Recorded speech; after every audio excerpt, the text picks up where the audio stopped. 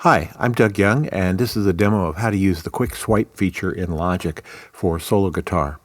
The quick swipe feature is one of the most useful features in Logic, I think, especially for editing, but it's usually used for tracks that are synchronized. And with a solo acoustic fingerstyle guitar, which is what I usually play, there's a few little tips I think I can show you that'll make it a useful way to edit tracks together. But let's look at the basic features first. I'm going to start with a track that's synchronized, and then we'll move on to a track that isn't synchronized. So what I have here is a recording I did, and I have 4 takes of a short segment playing acoustic guitar, and I recorded these with a click track.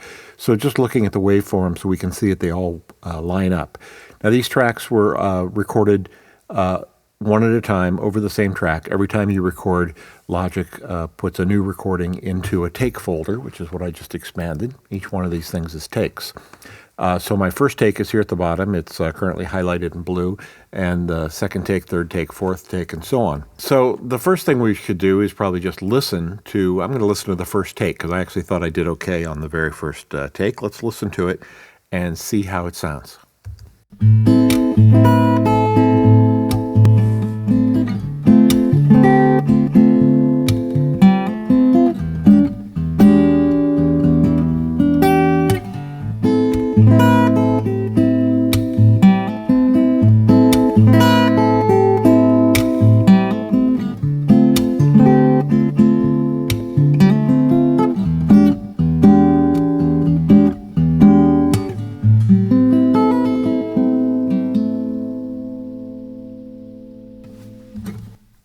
Okay, so not too bad, but I did hear a couple things in there that could be better.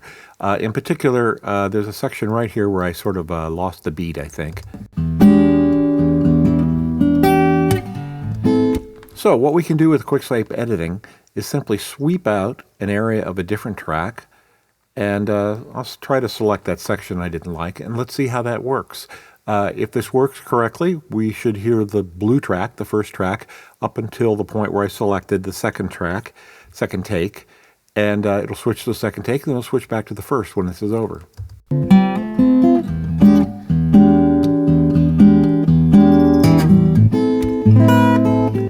Now, that wasn't real smooth, so we have to experiment a little bit with our timing. I think I'm going to move this out to about here, and see, I played it a little bit different. So not only do we have to worry about timing, but we have to actually make sure that what we play made sense. And I played, even though I was playing with a click track, I played slightly differently. So let's try a little different section.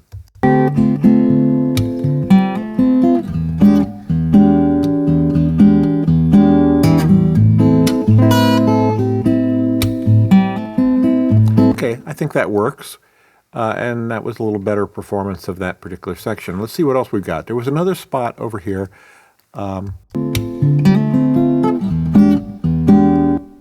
I sort of cut that note off. So let's see what we've got on another track. Let's try the last take. No, that wasn't too good. So all we have to do is, once we've selected a section, I can simply click between them. So let's hear what the third take sounded like.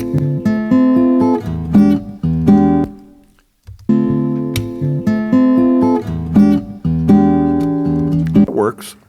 I want to hear the ending and see if I've got a better ending on any of these takes.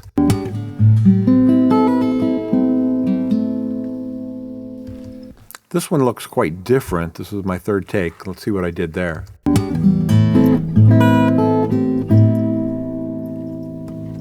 That's not too interesting. Let's hear the final take.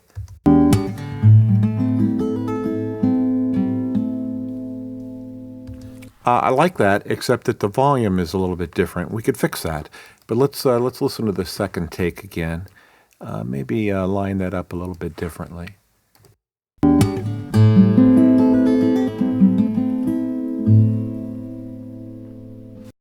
Yeah, I think that was probably the best take. Let's just expand this back out here. And so that's it. So we now have, and if you look up at the top track, we see that the composite track we've created is clearly outlined by the different colors. We can see that I've combined 3 different takes into one. I can collapse this, and we have the full take here. I can also go up here to this little menu item and I can export that comp to a new track. So just like that, I have the results of what we just created. And you can see kind of what happened here, what Logic helped us do. This is really as if we had cut out different pieces and we crossfaded them together. It's just that Logic does it for us automatically. And we could even create different comps. I could go back in here and undo everything, or just create another comp and try something different. And so in the end, we can have sort of like different mixes, except it's different combinations of pieces. So now I'm just going to clean this up a little bit. We'll let me add a little fade out here, and let's listen to our final track. Let me mute this track, and let's hear what we finally got now that we've edited all these pieces together.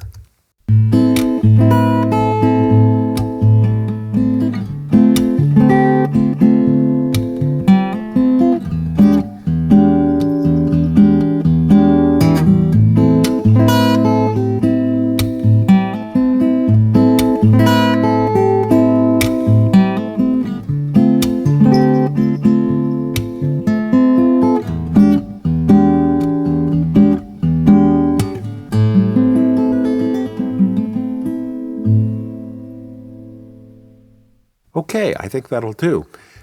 So now I'd like to take a look at what I really want to demo for you now that we've seen the basics.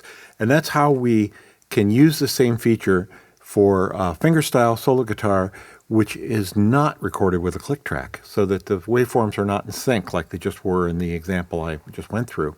So here we have 3 takes of a short little fingerstyle noodle that I recorded, and you can see the waveforms don't come close to lining up. I wasn't using a click track. They start at different times and so on. So let's start, as we did before, by listening to what we have. If we're lucky, maybe we don't need to edit.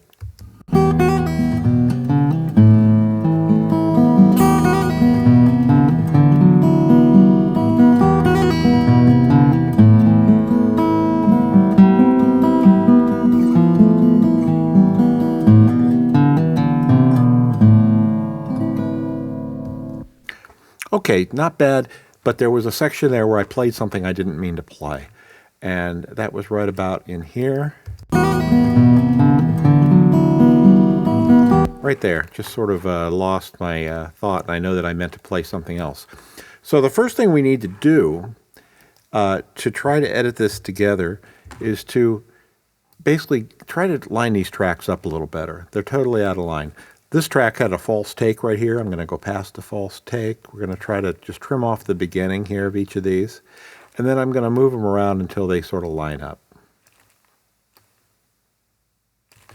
And we can zoom in a little bit here so that we can get it as close as we can. Doesn't have to be exact, but I'd like to have them at least roughly lined up so that I can select a particular portion of the tune and know that the same section in an alternate take is pretty close. This is especially nice when you're working with somebody else's tune. If you're just doing the engineering and maybe you don't know the tune all that well, somebody can say, well, I want to fix the third verse. Well, just go find it in the basic track, and then the alternate takes will be lined up right below it. Okay, so where was that section that I didn't like? It was right about in here. Right there. So let's just sweep out an area in an alternate track. It doesn't have to be exact. I just want to find it and see if it's any better in this take.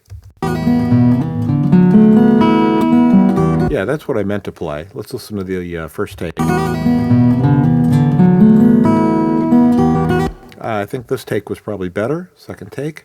So now what we have to do is try to isolate that and line it up. I want to get it down to just the section that we are concerned about.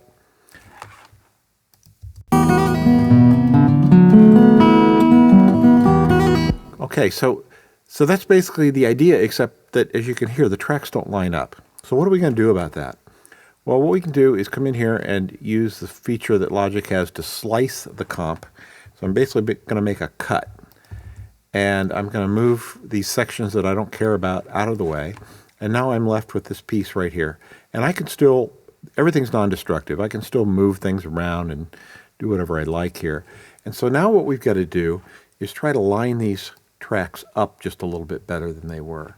So let's see if I can find the spot where I'm going to focus first on the entrance point to the edit. Let's see if I can find a spot where we need to line it up at the beginning. Not quite. Let's see. Sometimes it's difficult to see in these waveforms where the starting point is. I think it might be right here. That seemed about right. Let's try that again. Let's back up a little.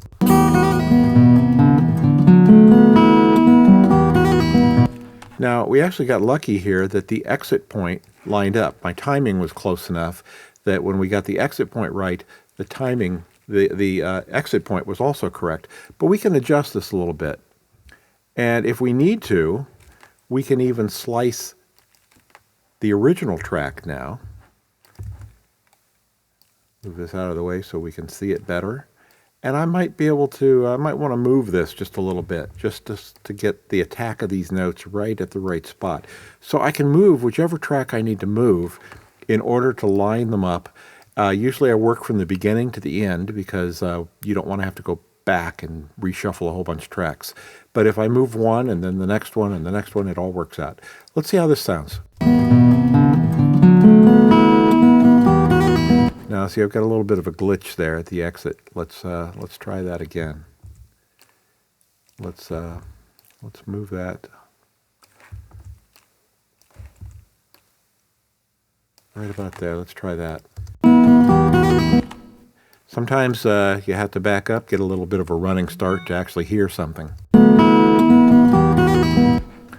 Still not right.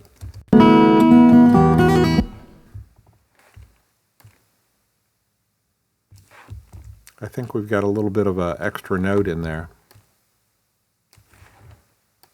There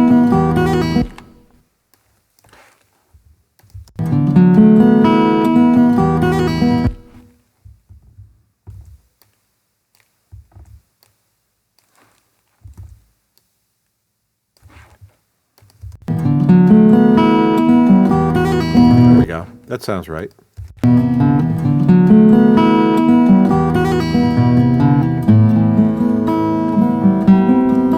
Okay, so as you can see, it's just a little bit of a trial and error process until you find the right spot, but you can cut these tracks, move them around, line them up, and eventually you'll find that you can, at least if you played reasonably at the same tempo, that you can find the right material, edit it in, and it's pretty easy to just slide this stuff back and forth. It's easier to find.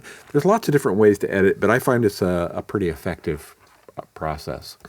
So now, just as with the other, I'm going to collapse this, and I'm going to export the comp. And now we can clean this up a little bit. We don't need that much of a fade out. Probably just noise there at the end anyway. Let's add a little bit of a fade, and maybe tighten up the beginning a little bit in case there was any noise on there. And now let's hear our final edited track.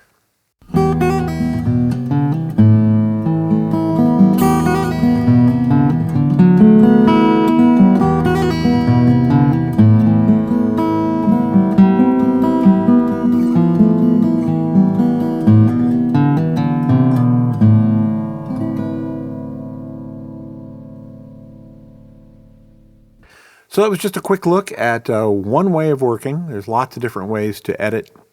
Different software uses different approaches. There's even other ways to do this in Logic. But this is the approach I've been using, and I found it to be pretty effective.